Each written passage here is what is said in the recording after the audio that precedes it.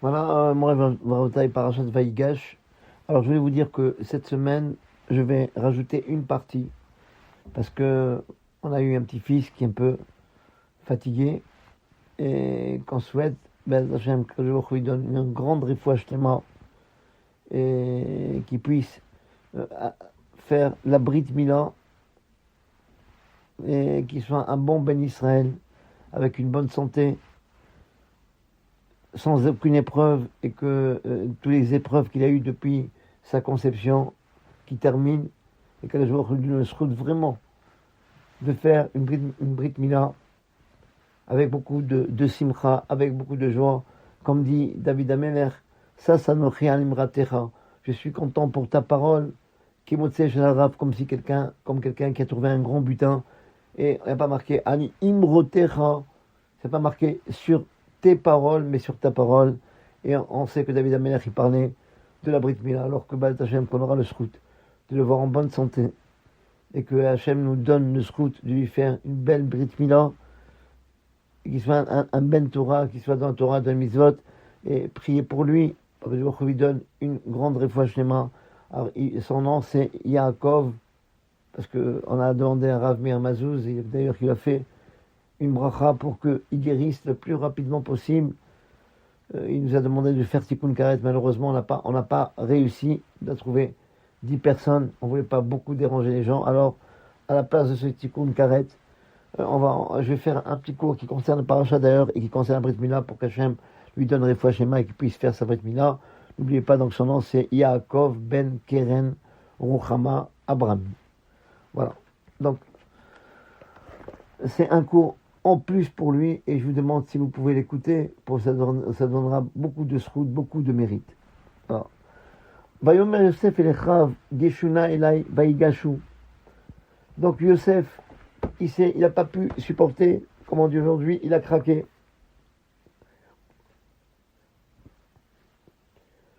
Comme ça, c'est marqué dans la Torah, Yosef ne put se contenir malgré tous ceux qui l'entouraient. Vaïkra, Ani Yosef Achechem.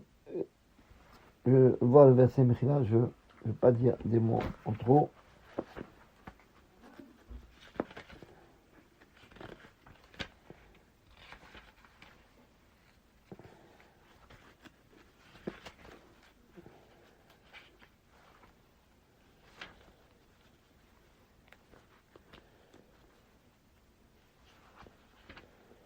Mechila, ça prend petit un peu de temps.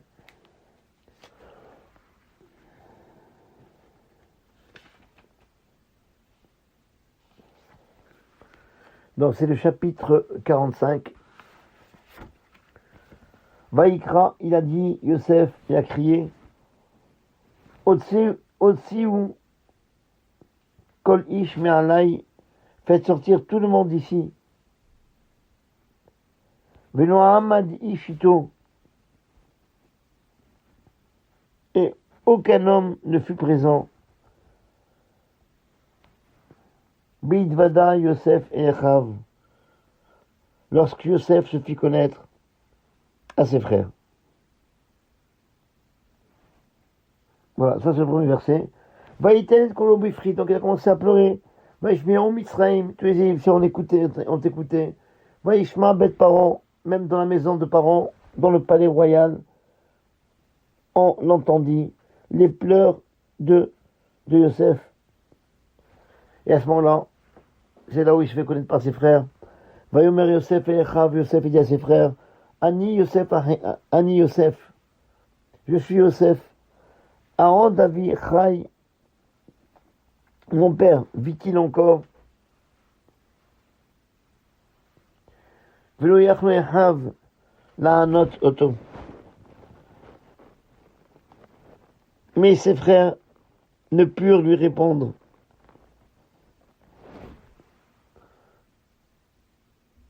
Qui niv alou mi panav,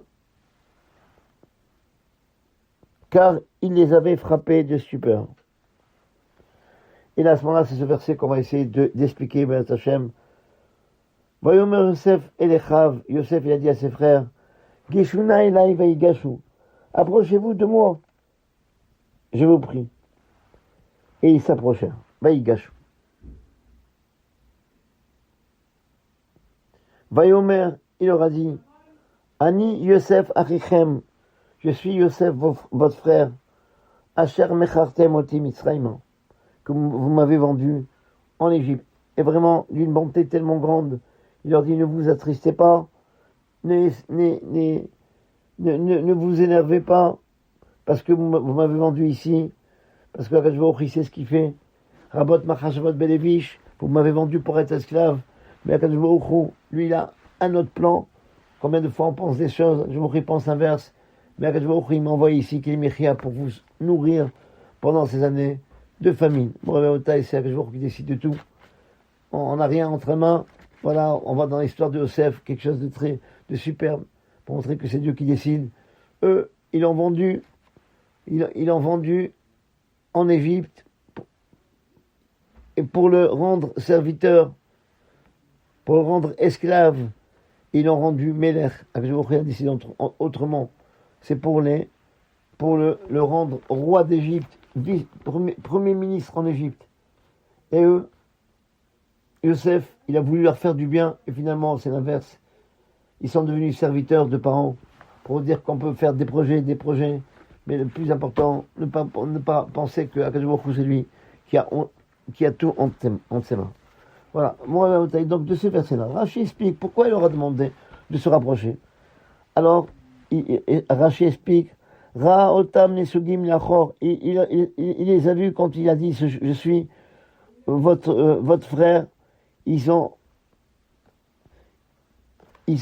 marché en arrière. Amar, il s'est dit comme ça, mes frères, ils ont honte. Il les a appelés avec tendresse, avec amour, avec supplication. Et il leur a montré, c'est pour ça qu'il leur a redemandé de se rapprocher. Il leur a montré qu'il est Maoul, que l'on a fait la Milan. Et aussi, c'est marqué comme ça dans le Midrash Rabbah. Ici, Er Alahem est à Milan. Pourquoi il leur a demandé de s'approcher? Pour le montrer, la Brit Mila. Maintenant, c'est ce qui est marqué dans les textes. Mais il faut comprendre en quoi c'est une preuve. On a vu dans Parashat Miketz, il y a marqué Vatirav Koler Etz Misraim, toute la terre en Égypte, elle avait faim. Vaïtsa Karamel Paro Lalachem, tout le monde a demandé du pain à Paro. Vaïomer Paro leur a dit Lechol Mitzraim, à tous les Égyptiens, Lechou et Yosef, allez voir Yosef. Vous avez faim. Asher Yomar Lachem Ta'asu, tout ce qu'il vous dira, vous devez le faire. Et Rashi explique ce verset-là, parce que Yosef, il leur a demandé de se circoncire. Et pourquoi? Parce qu'il avait peur que les Bnei Israël, quand ils arrivent en Égypte, ils vont pas faire la circoncision. Parce que vous savez, quand on est jeune, on ne va pas être différent des autres. On va être pareil que tout le monde. On ne va pas être rétrograde. Alors il avait peur que si les Juifs ils vont voir les Égyptiens qui ne sont pas circoncis, ils ne vont pas circoncire. Et lorsque donc ils sont venus voir Paro, il leur a dit, mais je ne comprends pas, pourquoi vous demandez de la nourriture à Yosef? Pourquoi vous n'avez pas stocké de la nourriture? Pourtant il vous a averti qu'il va avoir des années de famine. Alors ils ont répondu à Paro, excuse-nous, mais on a récolté, on a stocké de la marchandise, on a stocké du blé, comme il nous a dit Yosef, qu'il va avoir après l'abondance, il va avoir les années de famine. Mais malheureusement, elle a pourri. Tout ce qu'on a ramassé, ça a pourri. Tout le blé a pourri. Il leur a dit, alors si c'est comme ça, il a le pouvoir de tout faire. Il a le pouvoir de même faire pourrir une marchandise pour garder la sienne, la sienne, le blé du roi. Il leur a dit alors, si c'est comme ça, si elle a pourri, tout ce qu'il vous dit, Yosef, il faut le faire. Je suis désolé de vous dire, il faut faire tout ça, Mila. Pourquoi?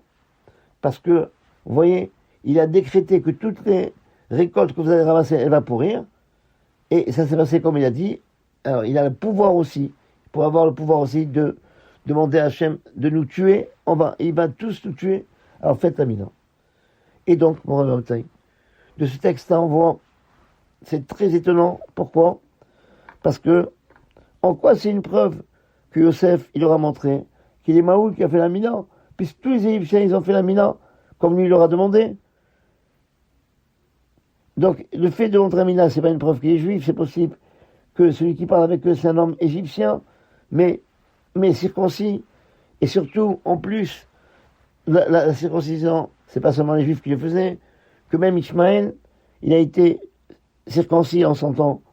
Et tous les Ishmaélim a marqué, ils ont été circoncis avec lui, comme leur minaï. Et c'est possible que ce Yosef, ça peut être un Ishmaéli, un musulman, avec un Brit Mila. Ou bien, autre possibilité, il a pu naître aussi Maoul, avec la Brit Mila. Comme c'est expliqué dans les paroles de nos sages, dans plusieurs endroits, dans Bereshit Rabbah, dans Bamidbar Rabbah, etc. Donc, en quoi c'est une preuve, quand il leur montre la Mila, qu'il est un juif. Et en plus, on a vu dans la suite de la paracha, quand Yosef Hatzadik, il a dit à ses frères, Ve'ene nechem rod, vos yeux, ils voient, et Ve'ene ache Binyamin, et les yeux de mon frère Binyamin, qui piam daber alechem. Je vous donne la traduction encore une fois.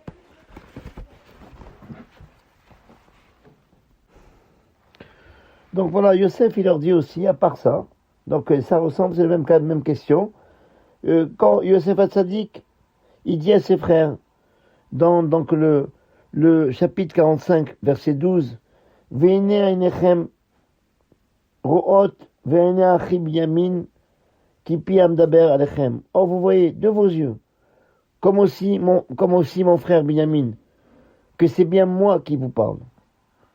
Et Rashi explique, Ve'ene einechem ro'ot birvodi. Vous voyez mon kavod que j'ai. Ve'shani achichem, et que je suis votre frère. D'abord parce que j'ai fait la mina, nous dit Rashi, mais en plus, pi amdaber alechem,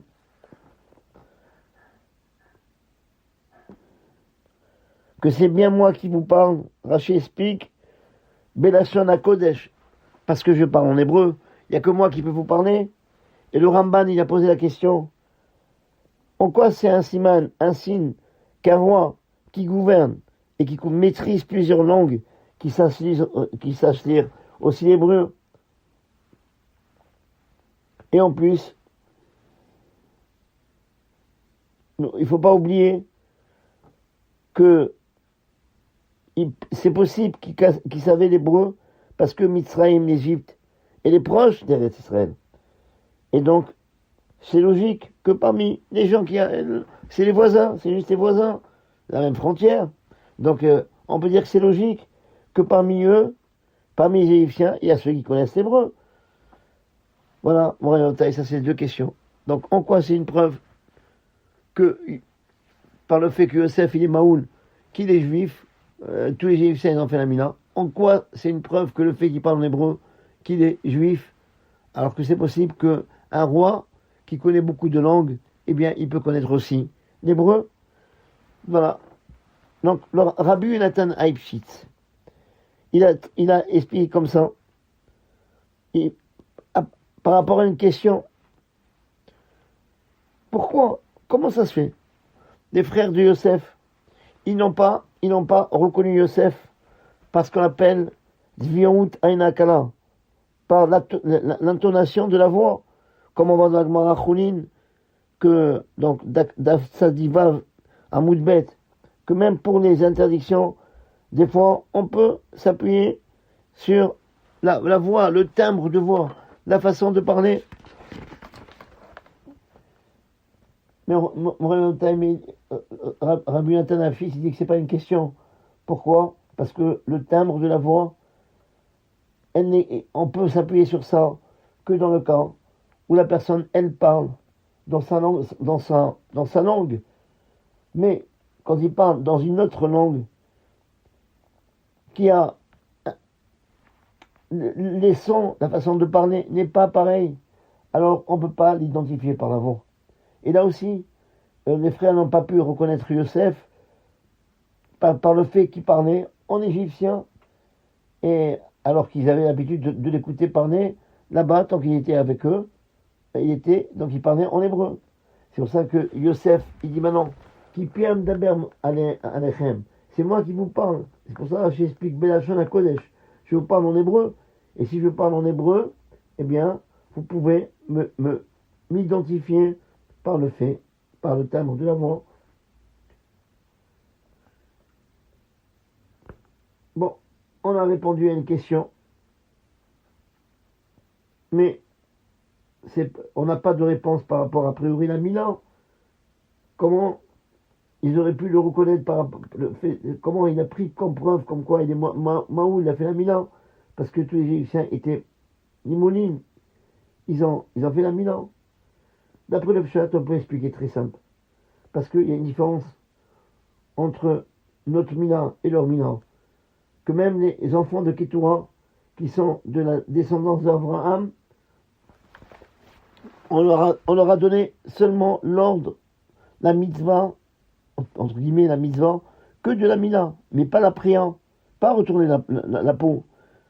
Et pareil, les Bnei Ishmaël, ils ont fait seulement la Mila, mais ils n'ont pas fait la prière. Ils n'ont pas retourné la peau. Donc c'est pour ça que quand les frères, ils ont vu que Yosef Hatzadik, non seulement il a fait la Brit Mila, mais en plus on lui a rajouté la prière, alors c'était sûr que c'est Yosef qui a fait la Mila, la mitzvah de la Mila, Bishnemut entièrement, c'est-à-dire la Mila et la prière. On peut donner une deuxième réponse, Moray Babotay. Donc Mara Nedarim, on explique, Rabbi disait, Gedola Mila, il n'y a pas plus grand que la Mila, parce que Abraham Avinu, avec tous les mitzvot qu'il a fait, on l'a appelé Tamim entier que par la Mila, comme c'est marqué, Italer les Fanaï, marche devant moi et sois intègre. Et comme c'est marqué, Veitena Beriti, je vais mettre mon alliance entre moi et toi. Elle s'appelle un Brit. Autre chose, la Mila elle est grande, parce que si c'est pas la Mila, comme ça on dit, le ciel et la terre ne pourra pas exister, comme c'est marqué, Imlo Beriti Yomam Valaila. Si c'est pas mon alliance jour et nuit, Chukot Shamaim Baaretz, la création, j'aurais pas mis les lois du ciel et de la terre.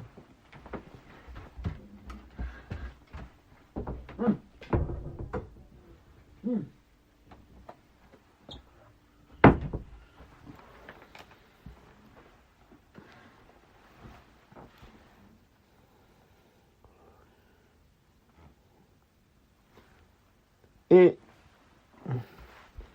donc ça veut dire que le ciel et la terre, toutes les lois, toute la création c'est la terre, il n'existe que par la Brit Mila. Beriti, c'est la Brit Mila.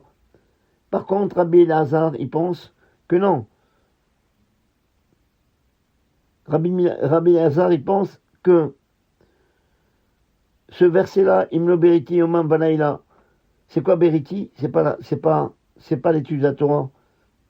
Pardon, c'est pas la Mila.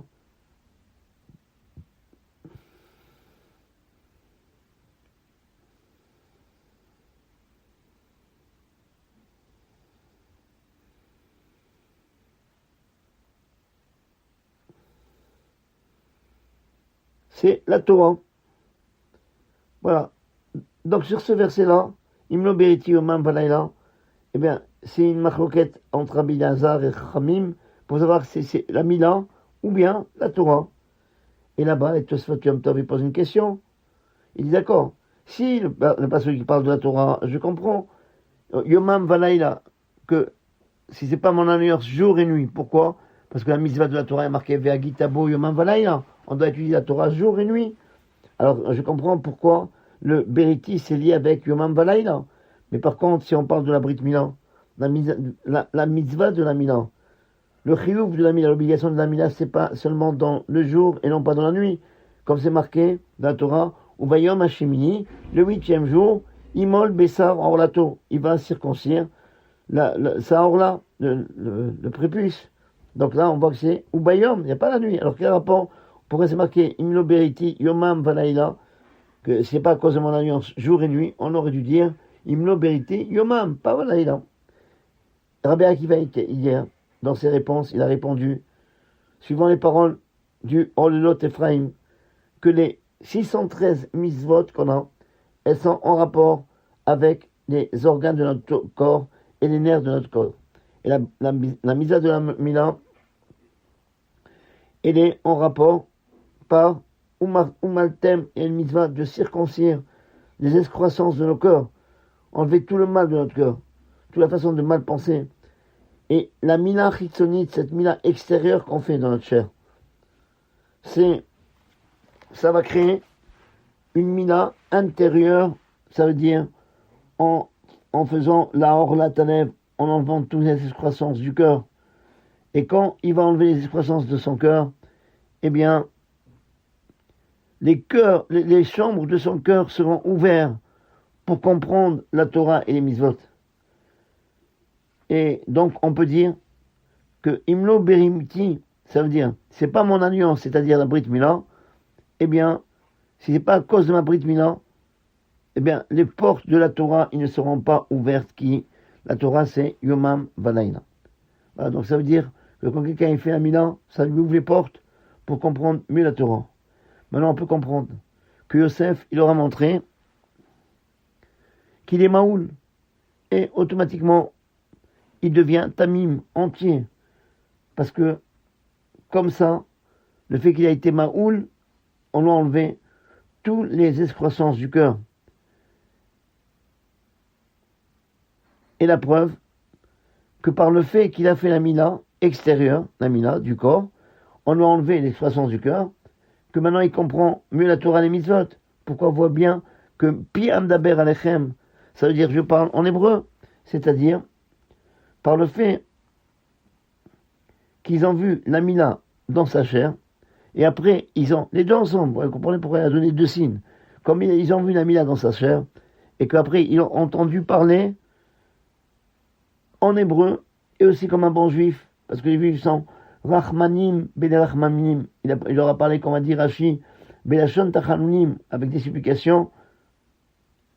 Ça veut dire que maintenant, son cœur, il est ouvert pour la Torah et les mitzvot. Ils ont compris que c'est Yosef. Pourquoi?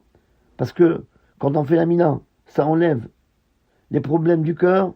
Eh bien, ça, c'est que pour le Ben Israël, qui a la mitzvah d'étudier la Torah. Et c'est pas pour les Umot HaOlam, c'est pas pour les nations du monde. Et là, ils ont compris l'importance de la mina, qu'elle a l'influence sur la bouche et le cœur de l'homme. Et c'est comme ça qu'ils ont reconnu que c'est Yosef qui était debout devant eux. Voilà, moi, c'est la parasha de cette semaine, il ratson que ce soit pour la réflexion de Yaakov ben Keren Ruchama, et qu'il puisse faire cette brise mila pour que Dieu lui enlève et fasse en sorte de l'enlever tous les problèmes qu'il a eu, et qui vivent Admea Be'esrim Shana sans problème, avec Be'ashket ou Vitra, avec toute la tranquillité, toute la sécurité, et qu'il soit un Ben Torah, on sait que de Torah Mitzvot, Amen, Kili Ratsa.